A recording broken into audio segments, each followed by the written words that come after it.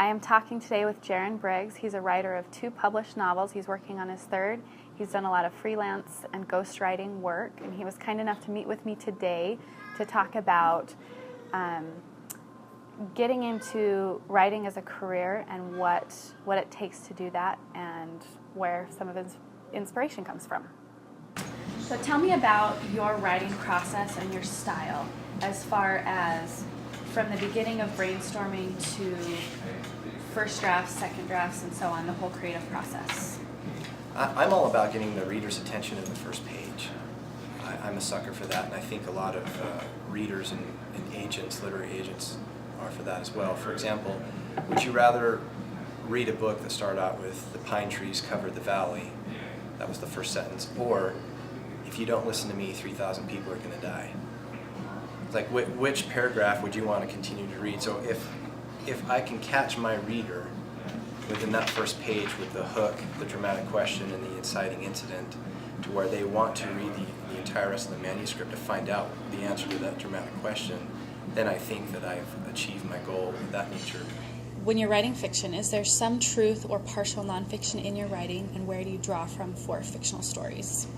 I think with any fiction, there are elements of truth, and I think that truth comes from story structure, strong characterization, strong characters.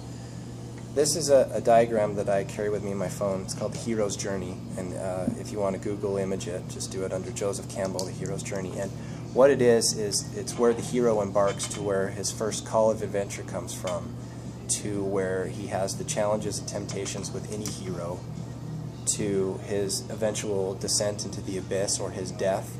Then you have his transformation, his atonement, and his rebirth, and then he returns. So it's basically he goes from the known to the unknown.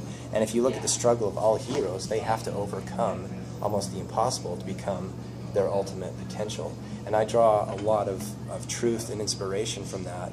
And I believe that the more powerful the character you have, the easier the story structure will come, and the more interesting it will be for the reader. Because we've all had these movies where we've seen where it's just action and a spy movie, and you don't care about the characters. But if you really care about if the character is deep enough and there's a redemption quality about it, I believe the reader will be enthralled with your entire manuscript. Tell me about your experience with editors, with what they do, and what would you like or appreciate from an editor that you're working with? I believe the editing process is the most crucial part of creating a manuscript, if not the most important part. I have a lot of people come to me and say, I've written this book, and who can I give it to be published? And my first question is, has it been edited? And they'll say, well, my wife did it, or I did it, and I didn't need the editing. And I just kind of like cringe at that, because the editing process is the most crucial part to writing a manuscript. And there is a difference between editing and proofreading. To have someone just go over it for grammar and punctuation and spelling is not enough. You need somebody to go in there and say, this does not make sense. This is slow. This does not answer the dramatic question. This culminating event should be over here before the descent of the abyss. Essentially, a manuscript doctor is what I like to call it, or a script doctor.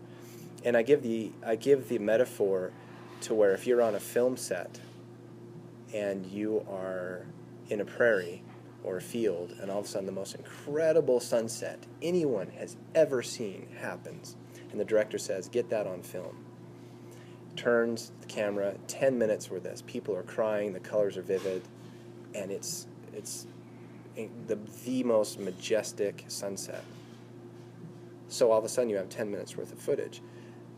Now you're in a movie theater, and they show the same sunset. How long would it take for the audience to be bored watching that sunset?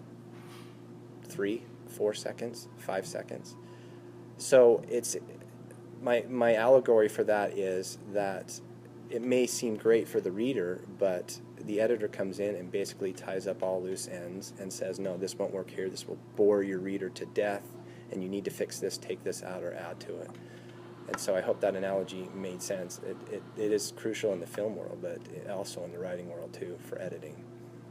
So for any writing position, especially entry-level or even freelance writing, people want experience or some sort of writing sample. So as a student just coming out of school, how would you recommend getting that experience or getting writing samples to show to potential employers?